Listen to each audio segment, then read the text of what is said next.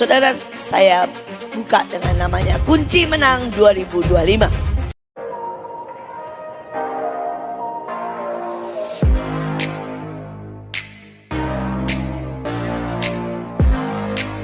Shalom sahabat John Pregado, senang sekali bisa bertemu kembali dengan sahabat di channel ini. Terima kasih sahabat sudah setia mengikuti channel ini sampai hari ini. Saya berdoa kepada Tuhan, kiranya Tuhanlah yang membalas dan memberkati kita semua. Sahabat, apabila diberkati melalui video-video kami, marilah dengan murah hati share video ini kepada teman-teman yang lain agar mereka juga diberkati seperti kita. Saudara, mari kita masuk dalam firman Tuhan. Tolong saya minta. Saudara, saya buka dengan namanya Kunci Menang 2025. Saudara, yang pertama adalah next, akselerasi. Ayatnya berkata, jadilah dewasa. Kamu adalah warga kerajaan Allah. Sekarang hiduplah seperti itu. Hiduplah dengan identitas yang telah Allah tentukan bagimu. Hiduplah dengan murah hati, penuh kasih kepada orang lain, sebagaimana Allah hidup terhadapmu.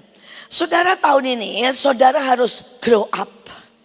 Apapun harus ditambah, saudara ya. Saudara, artinya kalau ada firman Tuhan, saudara biasa baca 3, coba dinaikin 1 jadi 4. Kalau biasanya setengah jam, naikin doanya jadi 1 jam. Saudara, tapi grow up atau menjadi dewasa, saudara ya. Misalnya saudara, kalau biasanya itu dikit-dikit emosi, sekarang sudah harus tenang. Saya melihat beberapa ciri anak-anak ya. Ciri anak-anak itu yang pertama apa sih? Fokusnya hari ini.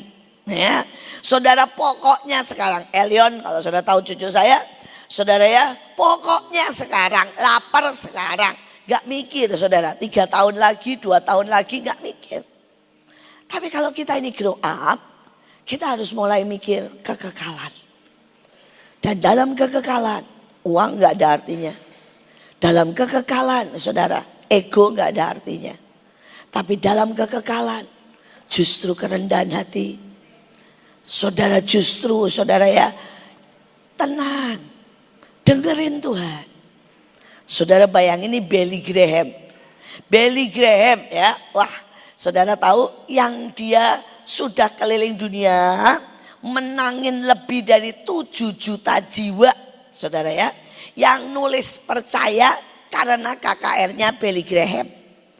Dia nulis begini, yang aku sesalkan dalam hidup ini, aku tidak cukup waktu membiarkan hidupku menyatu dengan Tuhan. Aku masih terlalu banyak melakukan yang duniawi. Saudara bisa bayangin gak? Saudara, Billy Graham berkata, dia masih banyak melakukan yang duniawi. Apalagi kita.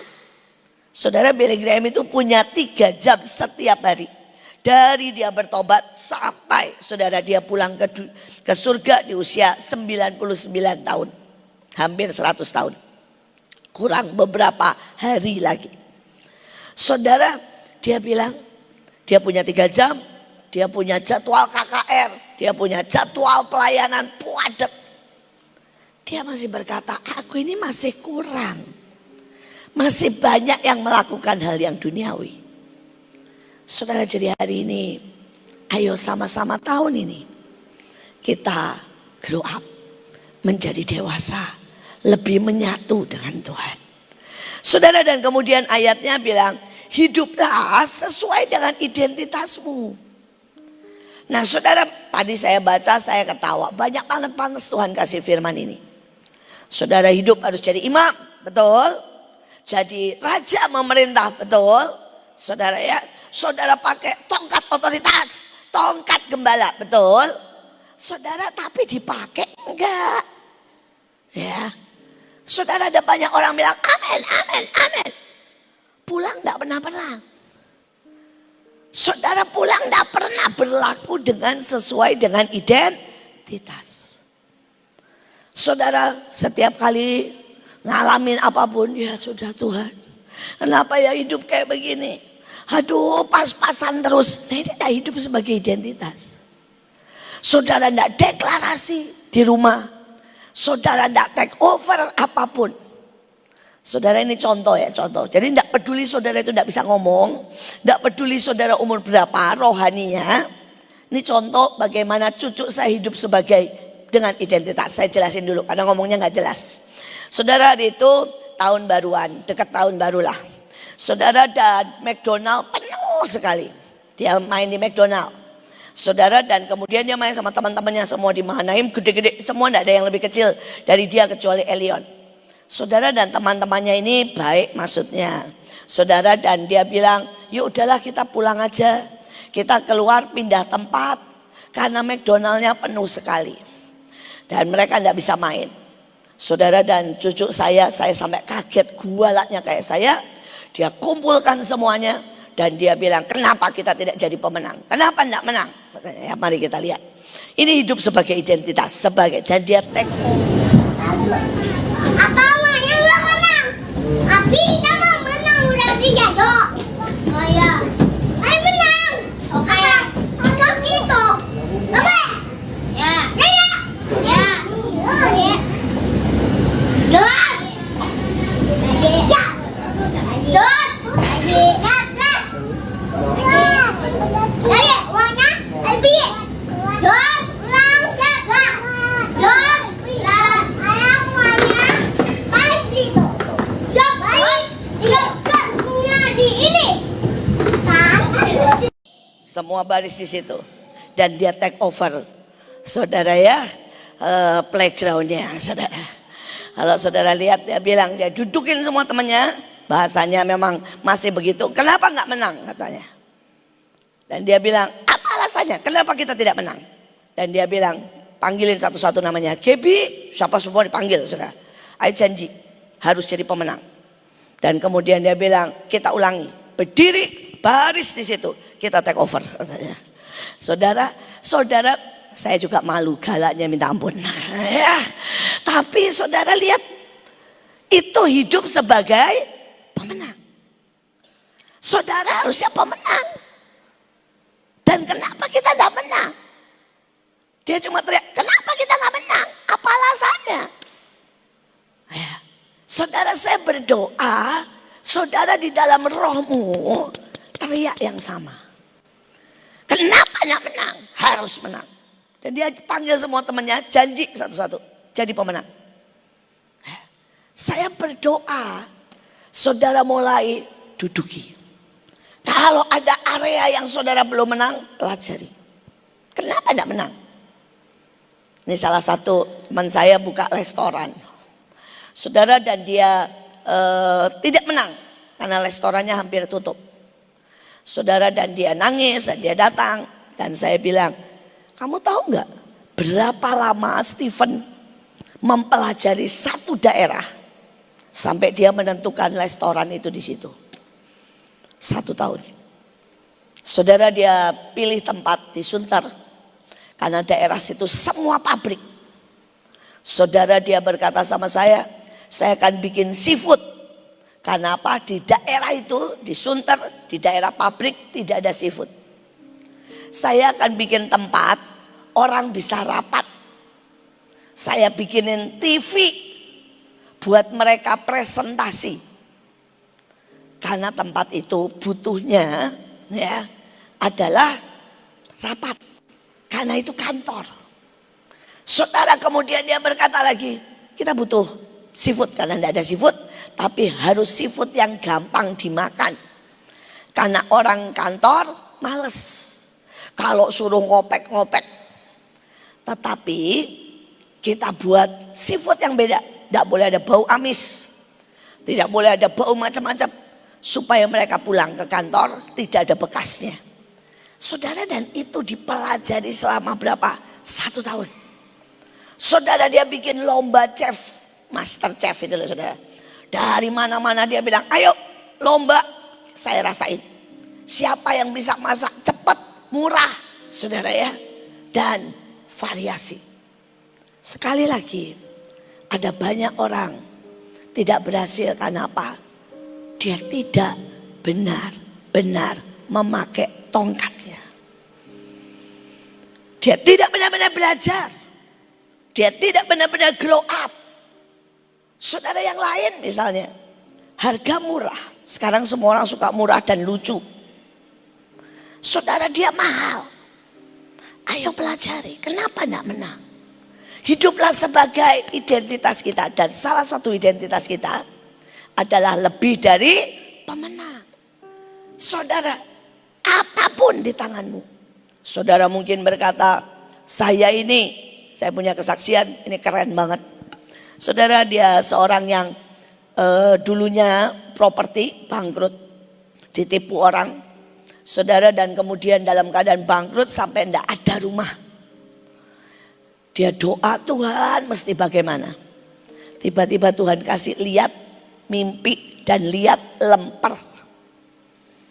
Dan dia bilang, lemper Tuhan. Saya ini utang 5M. Bagaimana Tuhan tunjukin lemper? Tuhan bilang pelajari lemper. Dia pelajari sampai dia buat lemper yang enak, murah, dan bertahan 7 hari 7 malam tanpa basi, tanpa masuk lemari es. Saudara, dan dia mulai kasih ke orang, dia sosmed, dia pelajari bagaimana di browsing semua orang dapat lemper 7 hari 7 malam tanpa masuk kulkas, tidak bau. Saudara mau tahu apa yang terjadi? Tiba-tiba dipakai sama apa? Umroh. Mereka bilang, wah kami mau itu kalau lemper 7 hari 7 malam tidak bau.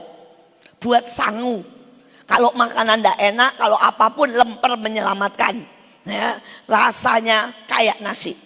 Saudara, dia terima pesanan lemper itu bisa 10.000, 20.000. Saudara, hanya dalam 1 tahun utangnya 5M lunas. Tuhan cuma ngomong apa? Lemper. Jadilah pemenang. Seandainya dia bilang, oke lemper, bikin lemper penyek, ndak enak, setengah hari bau, ya dia tidak jadi pemenang. Tapi karena dia tahu identitasnya. Loh, sebagai raja loh. Raja itu tidak pakai kualitas jelek. Raja itu kualitas selalu di atas rata-rata. Saudara, raja itu apapun di tanganmu, saudara harus jadi besar. Saya itu punya prinsip itu, saudara. Apapun di tangan saya harus jadi besar. Nih, maafkan saya pakai kata kasar ya. Saya bilang begini, kalau saya terima emas, saya kembangkan, saya potong-potong emasnya, saya jadiin perhiasan, saya akan dapat 1000 kali ganda. Tapi kalau saya terima tai, saya jadiin pupuk, dan itu akan menumbuhkan ribuan tanaman.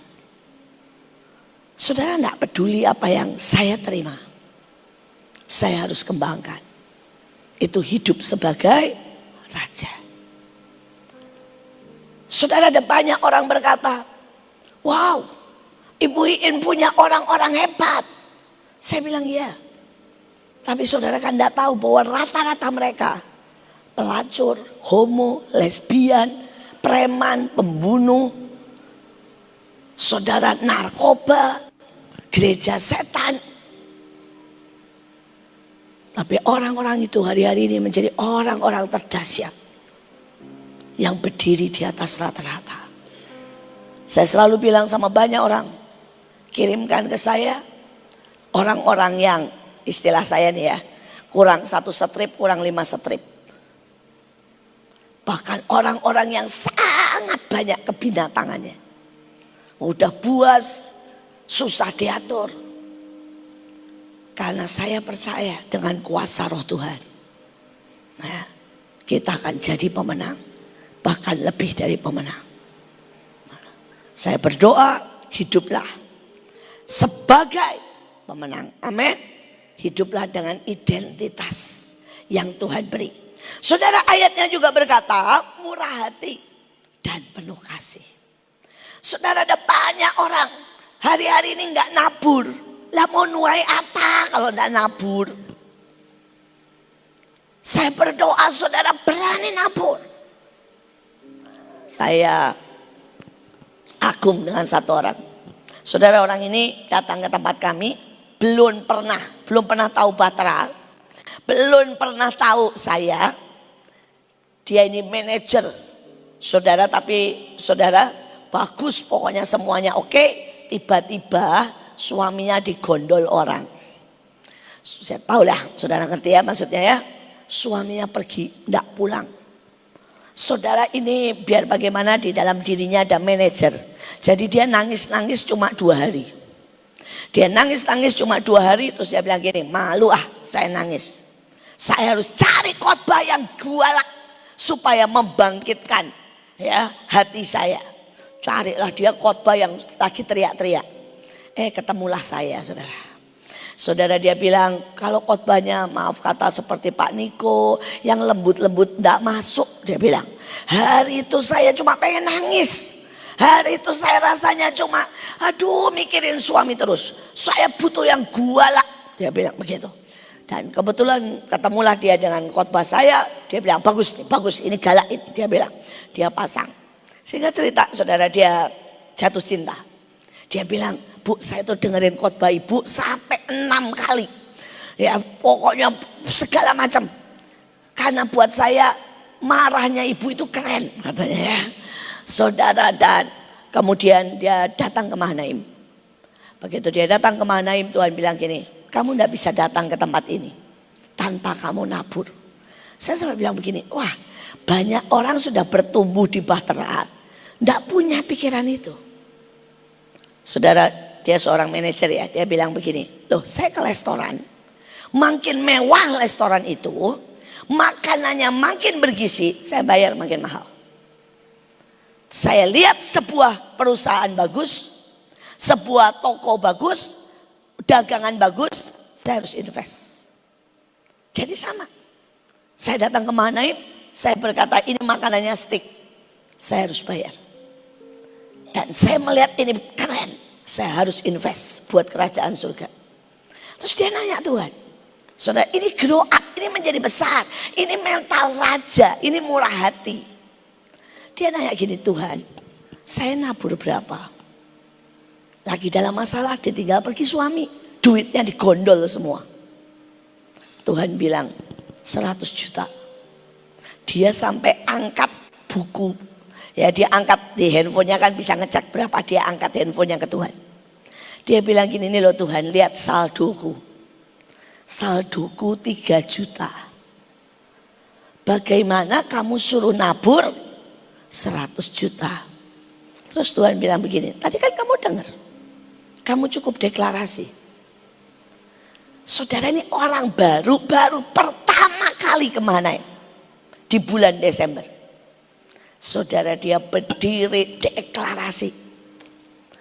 Saudara, dengan kuat, tidak cuma ngikuti ya, tapi bilang begini, semua yang utang, semua yang pernah utang sama suami saya, semua yang pernah merugikan saya, balikin. Wah, dia perang, ikutin bahasa roh. Dia bilang, wah saya udah kayak orang gila Bu, semuanya tak sebutin katanya ya. Pokoknya yang saya dengar dari ibu, bilangnya ada meterai, sumpah api, pedang malaikat, semua tak sebutin. Pokoknya keroyokan. Saudara, dalam 3 jam ada orang transfer bilang, Bu, saya sudah lama ngutang. Orang ini sudah utang 8 tahun sama dia. Saudara, tiba-tiba transfer 100 juta. Dia langsung bilang ini, yes! Dan 100 jutanya langsung ditransfer. Saya bilang, Bu, ibu kasih 10% aja. Kan peraturannya begitu. Oh enggak.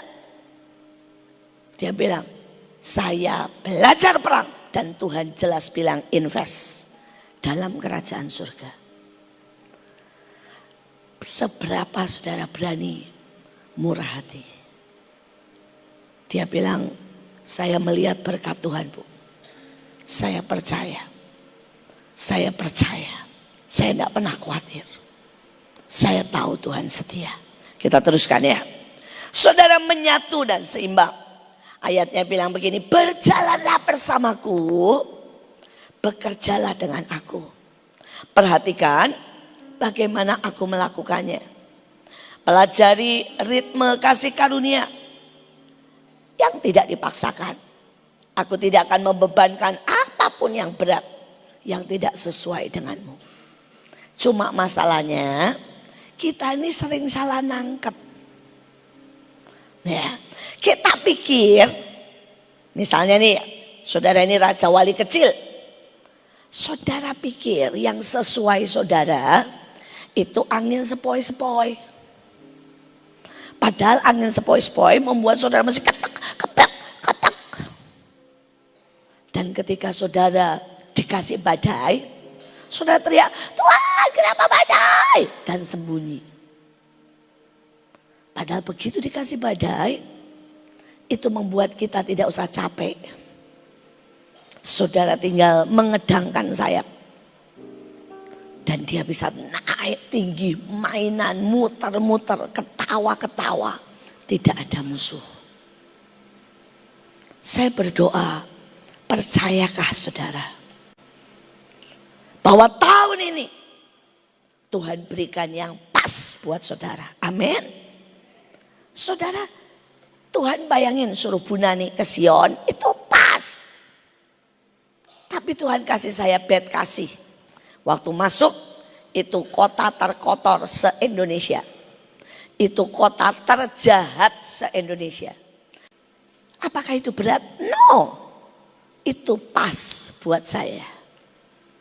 Saya berdoa, saudara berkata, apapun yang Tuhan sodorkan buat saudara, itu pas buat saudara. Amin.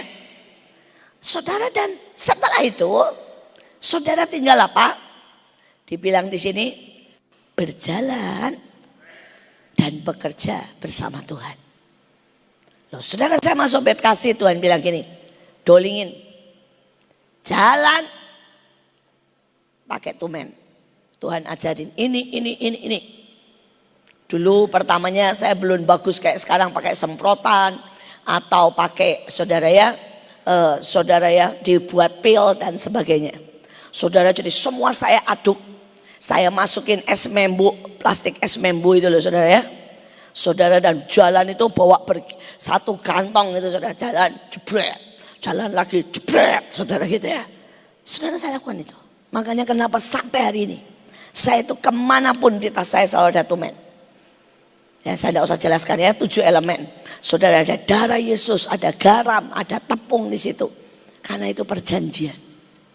Tuhan bilang, setiap kali kamu lempar, ada perjanjian redominate.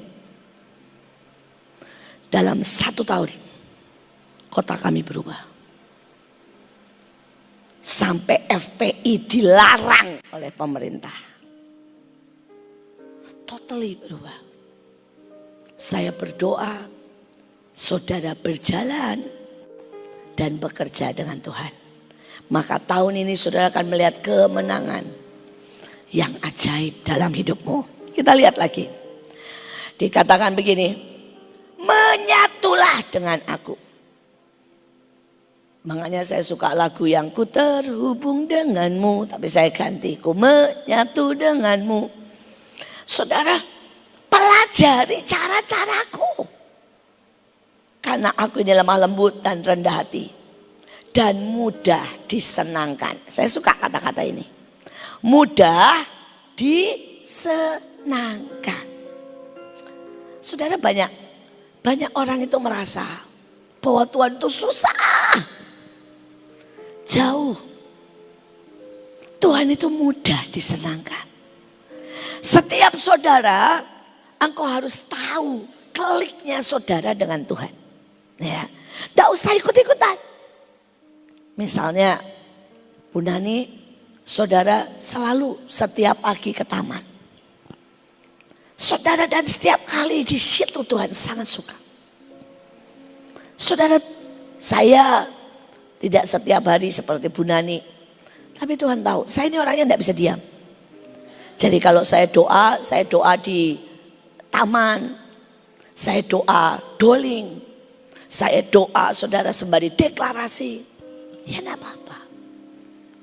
Karena Tuhan itu mudah disenangkan. Asal kita lakukan buat dia. Kita lakukan dengan sebuah hati yang sangat, saudara ya, mencintainya. Saya punya banyak anak, dalam arti anak-anak di Mahanaim ya. Salah satunya saya punya yang sekarang ngurus Elion, namanya Mbak Karti.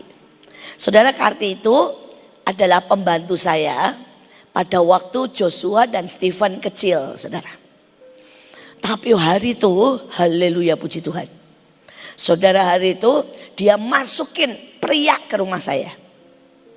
Bohong, nyuri. Saudara, dan kemudian hamil di luar nikah. Saya kawinin.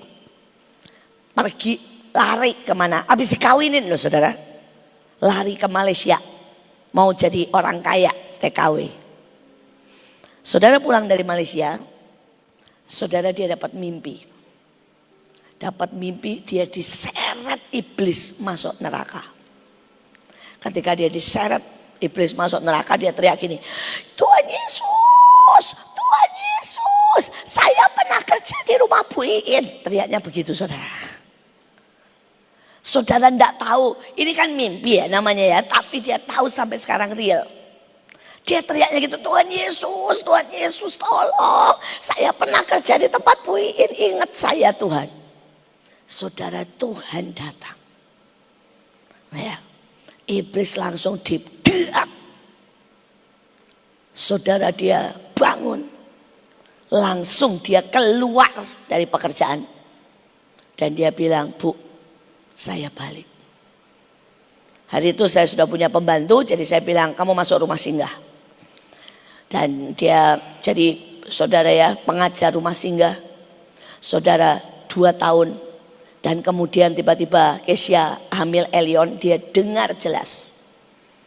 Kamu balik, kamu urusi Elion.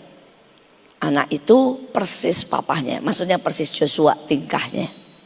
Kamu harus didik dia dalam takut akan Tuhan. Saudara, dia balik. Saudara ya, sampai hari ini dia ngurus Elion. Dari Elion 0 sampai hari ini umur 3 tahun. Dia berapa kali bilang sama Elion, Yon, kamu sudah gede, Mbak mau balik pelayanan. Elion bilang, enggak, Mbak pelayanan sama aku. Jadi kemarin hari Sabtu masih bilang begini sama saya, Bu, ini Elion masih enggak mau dipisah, bagaimana? Saya bilang doa lagi sampai dapat apa yang Tuhan mau. Itu yang saya katakan. Tapi saudara, ini orang seperti itu ya. Tapi saya tuh kagum. Hari itu saudara, dia bilang gini, Bu, saya kirimin genjer ya. Tuhan itu ngomong, Ibu suka genjer. Saudara, tiba-tiba dia datang genjer. Enak sungguh, sampai saya bilang gini, Mbak, genjermu mantapnya, pedes pakai terasi. Dia bilang begini, Tuhan yang ngomong, Bu. Dan dia bilang loh, habis kasih genjer Ibu, saya ada yang berkatin 2 juta. Saudara, sesimpel itu Tuhan. Kamu taat. Saudara, kan aneh ya. Saudara, itu belum selesai.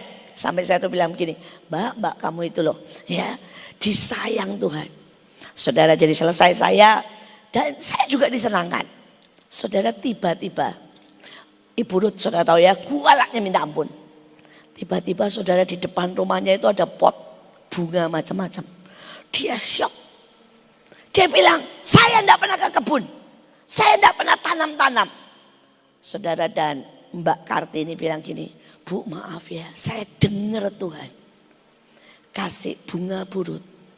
Karena mulai tahun ini aku akan ajari dia apa arti lemah lembut dan apa arti indah di hadapan Tuhan dan manusia. Saudara, sampai burut nangis.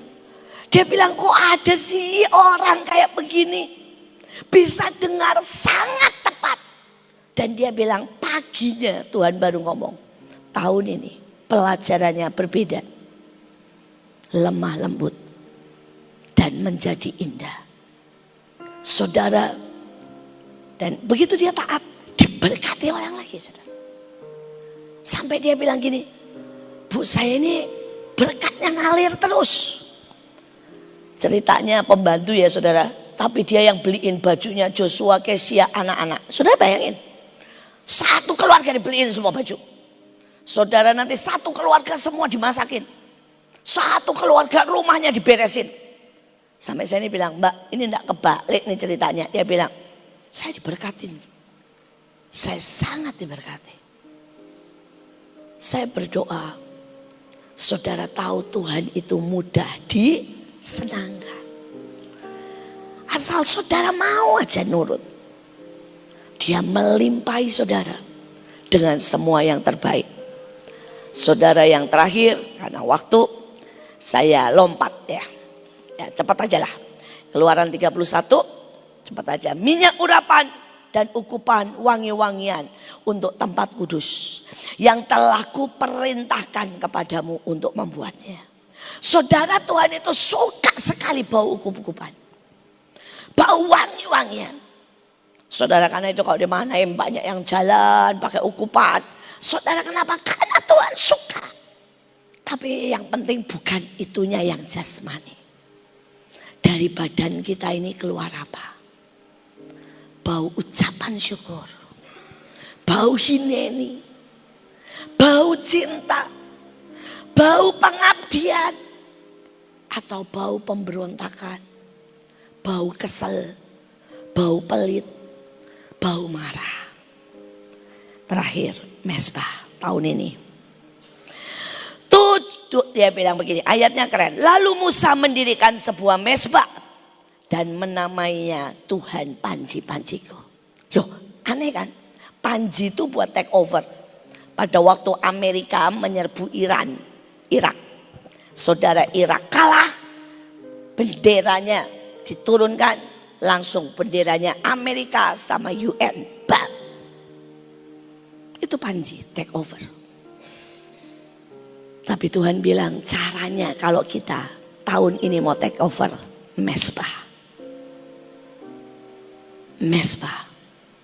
Ketika saya buat mesbah di Bet Kasih, saya nabur. Saya mulai buat mesbah pagi, siang, malam. Saya naikkan mesbah. Satu kota berubah. Ketika Bu Nani dirikan mesbah di Sion, satu kota berubah. Saudara, ketika Pak Agung bikin mesbah, satu kota berubah. Take over. Take over. Terakhir, 7 hari lamanya haruslah engkau mengadakan pendamaian bagi mesbah itu. Haruslah engkau menguduskannya. Maka mesbah itu menjadi maha kudus. Setiap orang yang kena kepada mesbah itu menjadi kudus. Bukankah setiap hari Ibu Nani dan banyak orang berdoa di taman? Itu mesbah. Dan menjadi apa? Kudus. Sehingga mujizat demi mujizat. Terakhir minyak, betul ya? Saudara ya, yang keluar lemaknya. Saudara tenang, saya ngikutin khotbah Sion. Saudara, saya ini tidak mau ketinggalan dari manapun. Jadi saudara, apapun seperti kemarin pesta Joy, ya, saya ikutin. Joel ikuti, Sangkakala ke-7 ikutin. Saya dengar komplit, bahkan khotbahnya Ibu Abigail, khotbahnya Ibu Ina, khotbahnya siapapun di tempat ini saya ikuti ya. Jadi saudara, saya tahu. Tapi saya tidak mengikuti cuma saudara, saya ikutin punyanya Hedy Baker, saya ikuti punyanya saudara ya. Di Amerika keadaan saat ini semua saya ikutin. Saudara, karena saya tidak mau tertinggal dengan apa yang Tuhan sedang katakan. Dan saya selalu bilang, wow, sama. Sama. Ketika Ibu Nani disuruh ke Uganda, saudara ya, saya juga disuruh. Bahkan kalau Mahanaim sudah saya undi. Karena Tuhan bilang pergi ke bangsa-bangsa. Jadi kami undi seluruh Mahanaim, kami pegang 75 negara. Saudara, setiap unit harus ambil sesuai dengan imannya. Saya kadang-kadang kagum dengan iman anak-anak saya sampai saya geleng-geleng kepala. Sayanya yang khawatir, saudara ya. Saudara, ada yang ambil 2, ada yang ambil 3. Saya bilang salah satu yang saya khawatir Leo dan Joshua. Saudara, Leo bilang, Mam, dia panggil saya Mam, saya ambil 7 negara. Aduh Le, saya bilang, elu itu loh ya. Saudara, kalau sudah tahu jemaat ya, dia punya gereja juga persekutuan. Tapi jemaatnya itu orang miskin semua saudara. Semua orang bermasalah. Tapi dia bilang, enggak apa-apa. Saya percaya. Saya mau upgrade jemaat saya. Saya ambil 7 negara. Saudara, dia ambil Jepang. Dia ambil, saudara ya, Papua Nugini. Dia ambil macam-macam, saudara. Saudara Joshua juga ambil 7 negara. Saya bilang, Jos, kamu ini loh sudah sibuk. Dia bilang, enggak apa-apa mah. Tuhan bilang, bernubuatlah kepada bangsa-bangsa. Saya ambil 7 negara. Saya mau saudara hidup sebagai identitasmu. Tadi bilangnya saudara raja dan imam. Ya. Mulai ambil sebagai identitasmu. Apa? Pergi doakan bangsa-bangsa. Dirikan mezbah di bangsa-bangsa. Supaya engkau menguduskan bangsa-bangsa. Saya percaya ini waktu kegenapan. Semua janji. Karena sangkakala ke-7 itu bunyinya apa? Maka genaplah semua rahasia Tuhan. Semua janji Tuhan. Tuhan Yesus memberkati. Saya serahkan pada Bu Nani.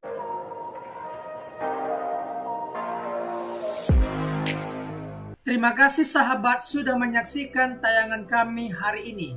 Saya percaya kita pasti diberkati. Apabila kita diberkati dengan tayangan hari ini, marilah kita dengan murah hati share video ini kepada teman-teman kita yang lain agar mereka juga diberkati. Firman Tuhan mengatakan diberkati untuk memberkati sehingga nama Tuhan dipermuliakan dan namanya diagungkan. Sahabat, banyak sekali pelajaran yang kita bisa ambil dari tayangan hari ini.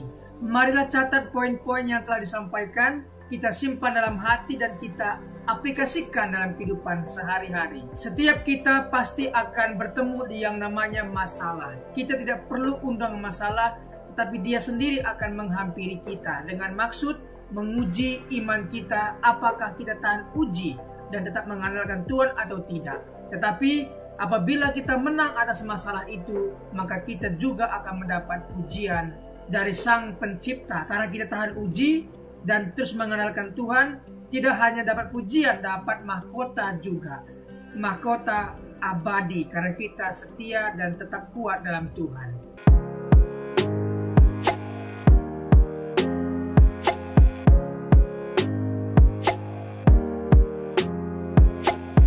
Shalom, dalam kesempatan kali ini kita akan belajar satu tema yang tentu pasti akan memberkati kita, yaitu memilih yang benar.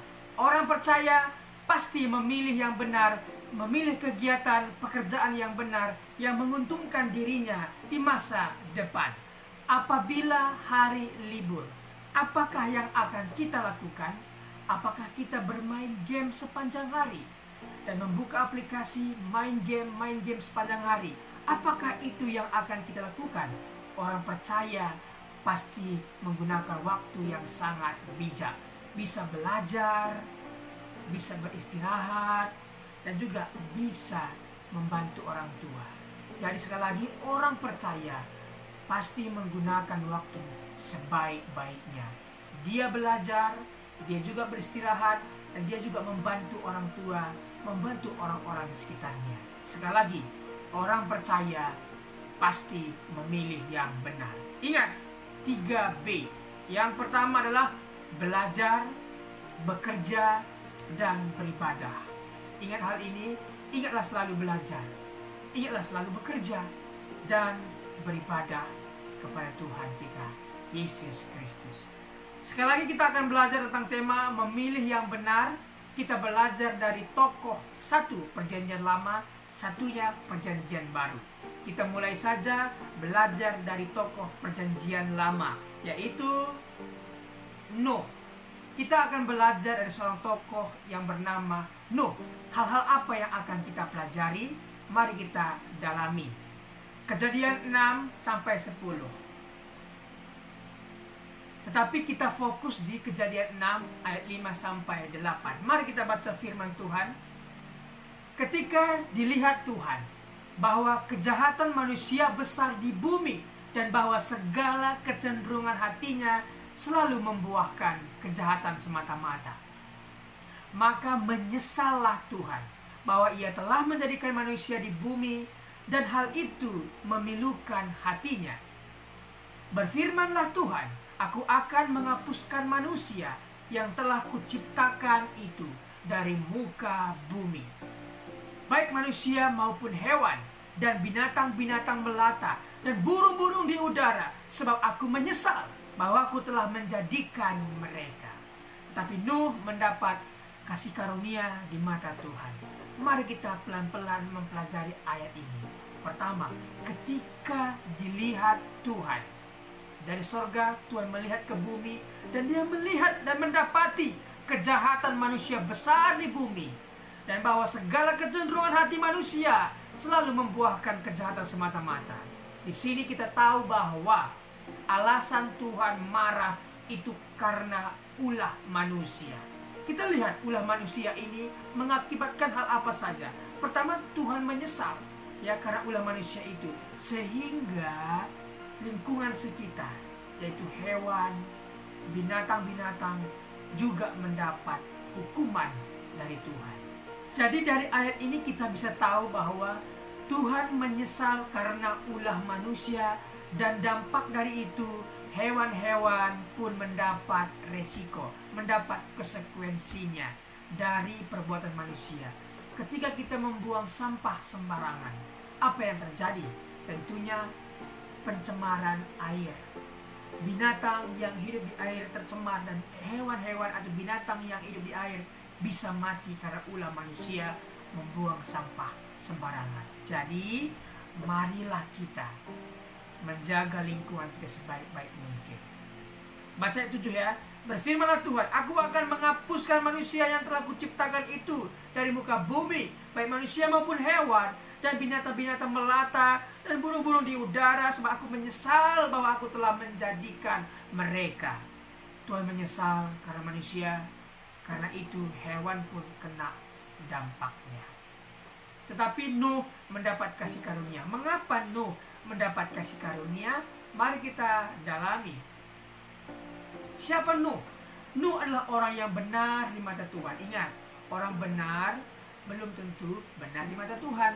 Tetapi orang yang dibenarkan Tuhan, yang sudah diampuni Tuhan, dimaafkan Tuhan, dihapuskan Tuhan dosanya, dibenarkan oleh Tuhan karena dia percaya, dan saya percaya kepada Tuhan dan kemudian saya dibenarkan, maka orang benar ini mestinya melakukan hal-hal yang benar yang menyenangkan hati Tuhan. Seperti Nuh. Nuh benar di mata Tuhan dan dia mendapat kasih karunia, dan dia dibebaskan dari malapetaka kedahsyatan air bah. Oke, kita belajar lebih dalam lagi. Tidak mau terpengaruh oleh pikiran, perkataan, dan perbuatannya. Artinya Nuh tidak mau terpengaruh pikirannya dengan pikiran-pikiran dunia, perkataan-perkataan dunia, perbuatan-perbuatan dunia yang tidak memberikan contoh. Dia tidak mau mencemari pikirannya, perkataannya, dan perbuatannya.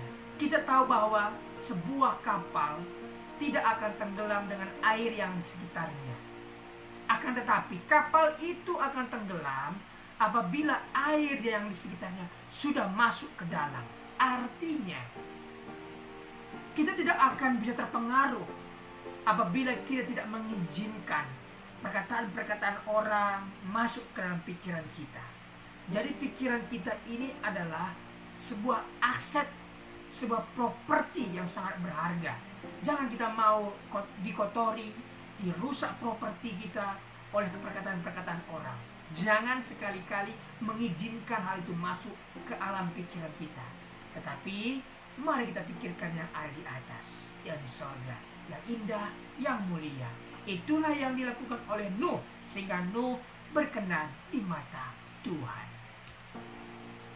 Senantiasa hidup bergaul dan beriman kepada Allah.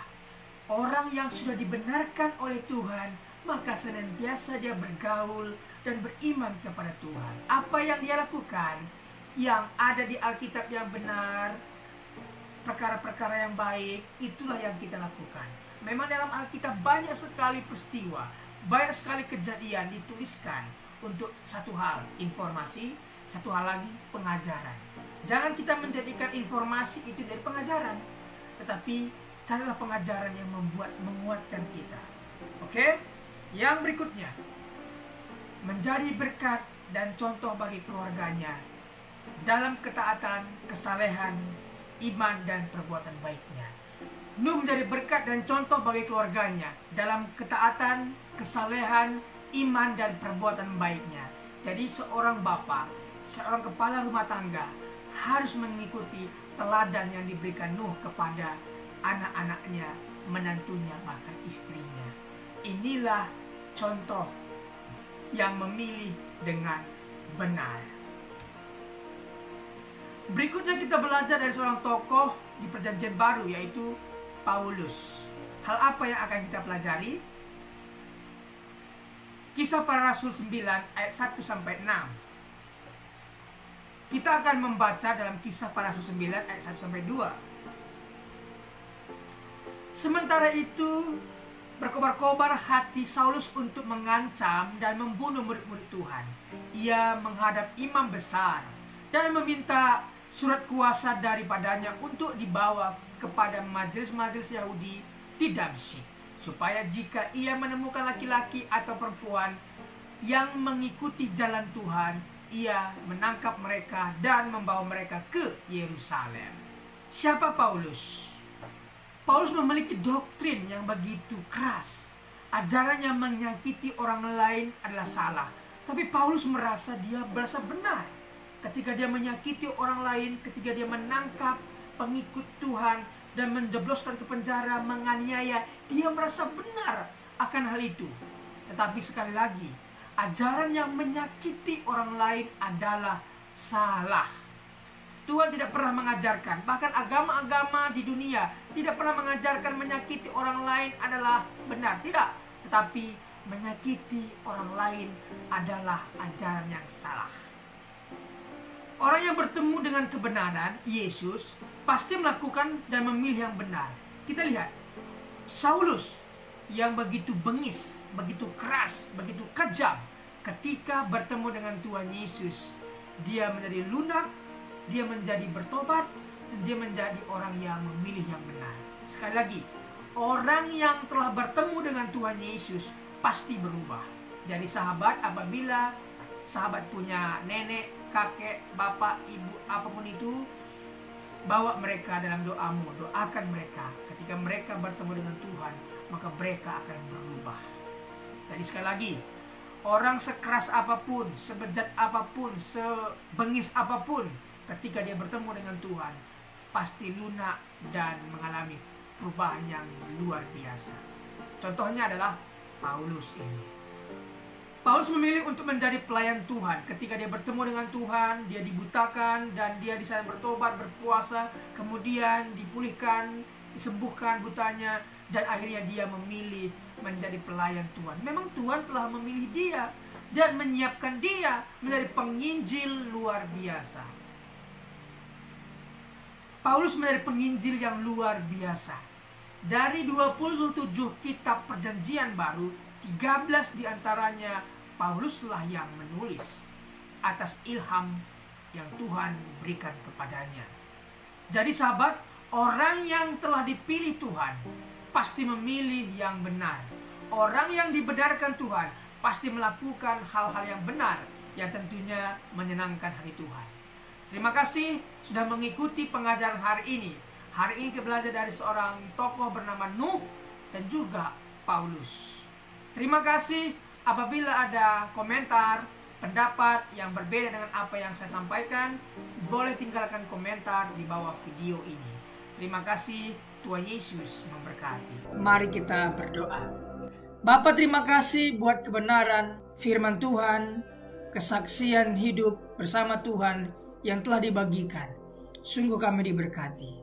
Berkatilah para pembicara hari ini. Berkati pendengar setia John Pregador. Terima kasih Tuhan. Demi nama Tuhan Yesus. Amin.